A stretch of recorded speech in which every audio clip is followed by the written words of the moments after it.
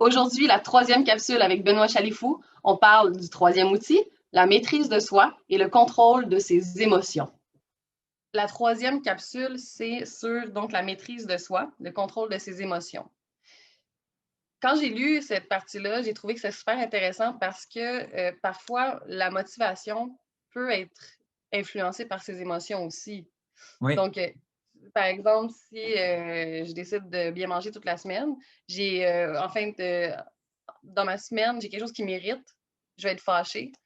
Je vais faire comme ah ben au diable ma bonne semaine. Là, sur le moment, j'ai le goût de me satisfaire et calmer ma colère avec une pizza. Là, oui. donc, en, en quoi aussi la maîtrise de soi relie tes deux premiers outils? Tu l'as bien amené. On voit que tu l'as bien lu, le livre. En fait, c'est exactement ça. Enfin, encore une fois, la maîtrise de soi va avoir un impact. Bon, évidemment, il faut apprendre à s'aimer, pour apprendre les concepts de l'autodiscipline, etc., le sens de pourquoi on fait les choses. Et la maîtrise de soi nous permet d'être en relation avec nous-mêmes dans le temps, de pouvoir se leader soi-même, qui est un rôle beaucoup plus dur à jouer à tous les jours, se leader soi-même plutôt que leader les autres. Les gens pensent que l'enjeu le plus important en gestion, en termes de leadership, c'est de leader les autres. Mais moi, je pense fondamentalement que le plus grand challenge de leadership qu'on aura dans notre vie, c'est de se leader à tous les jours, nous-mêmes.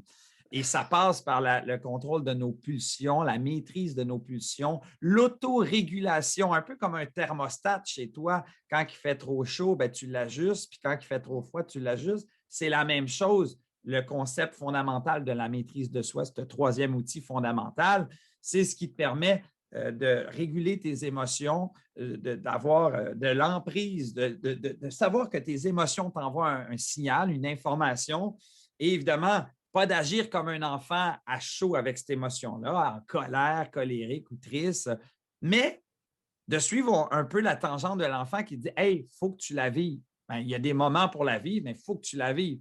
Et la maîtrise de soi, c'est de se maîtriser, c'est de cultiver ses émotions, pas de les mettre de côté, mais de les cultiver. Et bien qu'il y a une pulsion forte qui apparaît, un contexte difficile sur le moment, bien que tu es capable de t'auto-réguler pour bien réagir. Et donc, ça te permet justement de laisser un écart entre le moment de réagir et d'agir. Donc, vraiment de dire, ah, est-ce que si je réagis comme ça, là, ça va être la bonne manière? Donc, de ne pas réagir à chaud, comme on dit, Mhm. sur les effets de la pulsion, mais plutôt d'être capable d'avoir cette capacité, par exemple, de respiration, qui est un très bel outil à utiliser dans la maîtrise de soi, pour reprendre ton rationnel et non pas laisser ton émotionnel prendre les devants. Hein, vous savez, un cours 101 rapide, là, on a un cerveau rationnel. Présentement, Mhm. il est actif pendant qu'on se parle. Il n'y a pas de peur, de crainte, de contexte difficile. Il n'y a pas une alarme de feu. Donc, on est dans notre rationnel. Puis, si jamais il y aurait, par exemple, il y avait une alarme de feu, ben, mon cerveau émotionnel sonnerait l'alarme. C'est l'amygdale, c'est une partie de ton cerveau émotionnel qui sonne une alarme. Et en sonnant cette alarme pour une détresse, une peur, une crainte, ton cerveau devient en mode survie.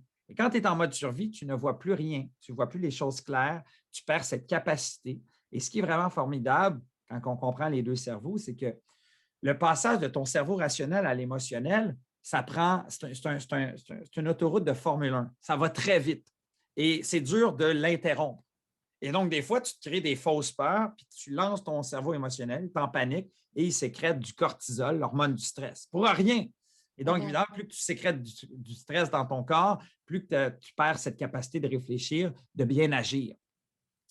Et ce qui est vraiment formidable, c'est que quand tu arrives dans ton cerveau émotionnel, je le pointe ici parce que c'est vraiment ici qu'il se trouve, le passage du. Là, tu t'es rendu compte, mon Dieu, c'était vraiment une fausse détresse, c'était dans ma tête, ça n'a rien à voir. Bien, retourner dans ton cerveau rationnel, c'est un chemin de campagne avec des trous dedans. Ça prend du temps à revenir.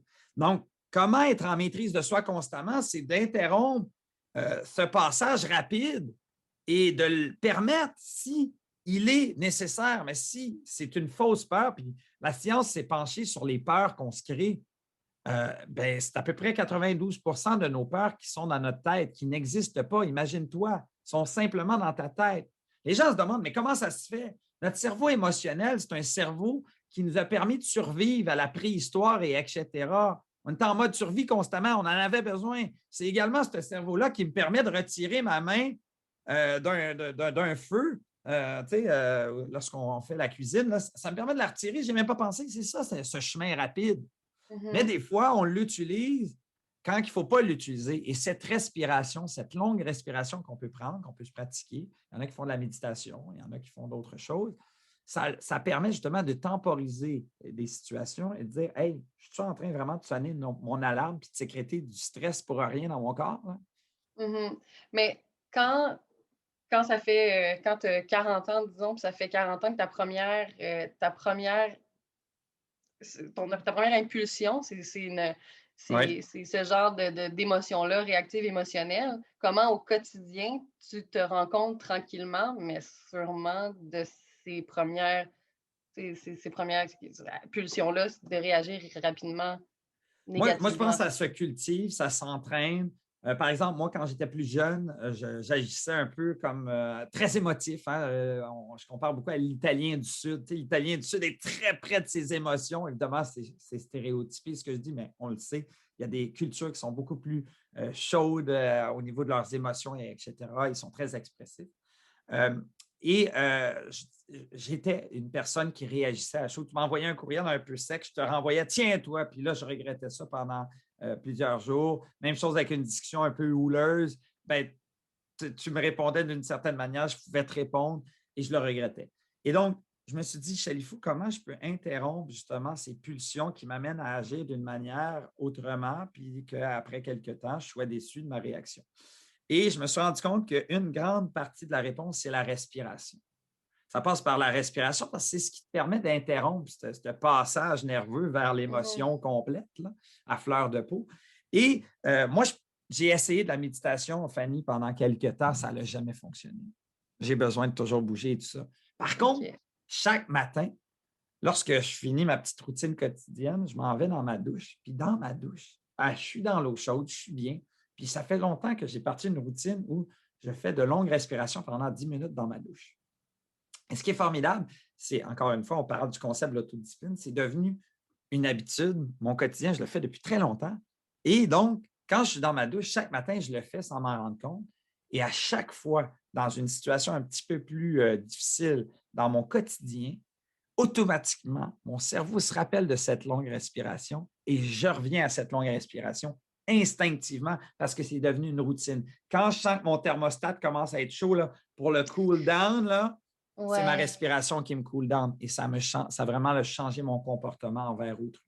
Ben, ce que j'entends surtout, c'est à la base, de trouver une place de paix et de tranquillité intérieure pour qu'au moment où justement tu as des réactions plus euh, un peu Ben, plus intenses, difficile, tu sais que tu n'es plus dans cette place-là de paix, absolument. là. Et la clé, on revient à l'autodiscipline, c'est de le faire à tous les jours parce que ça Ouais. devient instinctif. Par exemple, l'autodiscipline, une manière que j'ai inséré un élément clé qui a façonné tous les autres, c'est que je fais mes 30 push-ups chaque matin. Oui, que tu as Ça commencé. façonne tout le reste. Mais Ouais. dans la maîtrise de soi, il faut que tu trouves une capacité de remettre dans ton quotidien une pratique de respirer, de forcer ton inspiration et ton expiration pour qu'à un moment donné, quand tu sens là, que tes pulsions sont très fortes, que tu reviennes à cette respiration qui te permet de réfléchir, hey, je suis en train de sonner une alarme émotionnelle pour rien. Donc Ouais. voilà. Donc, ça revient, c'est ça, tous ces outils-là, à date, les trois outils qu'on a utilisés, reviennent quand même une même source, c'est vraiment de se connecter avec soi-même, de se connaître Absolument. avant, de se comprendre pour mieux communiquer ensuite avec les autres. De mieux communiquer, d'être en meilleure relation avec les autres, c'est toujours ça. Tous les profs de leadership universitaires ont recueilli toutes les recherches là-dessus et c'est toujours la même chose. Le plus grand défi d'un être humain, c'est de se leader lui-même, soi-même et non pas les autres. It's Mhm. self-leadership first. Et les gens ne comprennent pas ça et c'est vraiment, je pense, ça clôture bien ce troisième outil, la maîtrise de soi. Exact.